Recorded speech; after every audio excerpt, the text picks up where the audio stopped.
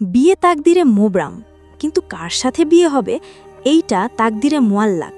তাকদিরে মুবরাম হল সেই তাকদির যা পূর্বে থেকেই লিপিবদ্ধ আছে এবং কোনো অবস্থাতেই খণ্ডনীয় নয়, অর্থাৎ দুয়ার উসিলায় পরিবর্তিত হবে না।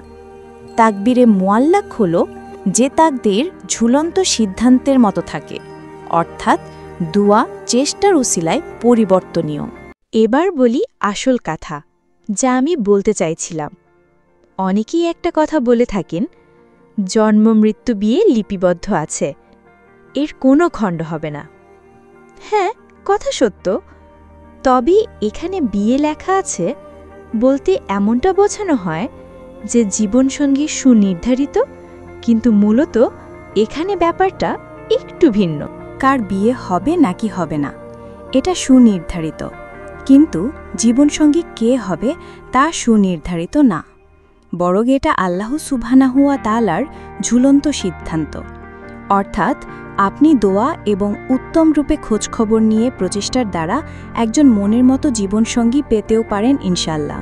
আল্লাহর কাছে প্রকৃত তাকওয়াবান, উত্তম আখলাক এবং চক্ষুশীলতাকারী জীবনসঙ্গী চান, সাথে এটাও চাইবেন যেন আপনি তার জন্য চক্ষুশীলতাকারী হন। যতই সুন্দর দেখতে হোক, তাকওয়া না থাকলে বাকি সবগুলো ধুলোয় মিশে যায়। আল্লাহ আমাদের সকলকে উত্তম চরিত্রের জীবনসঙ্গী দান করুন, আমিন। ভিডিওটি ভালো লাগলে বন্ধুদের মাঝে শেয়ার করুন ও একটি লাইক করুন, যাতে আমাদের পরবর্তীতে ভিডিও বানাতে আরও আমরা উৎসাহ পাই, এবং সাবস্ক্রাইব করে আমাদের পাশেই থাকুন। আবার দেখা হবে পরবর্তী ভিডিওতে। ততক্ষণ সুস্থ থাকুন, ভালো থাকুন। আল্লাহ হাফিজ।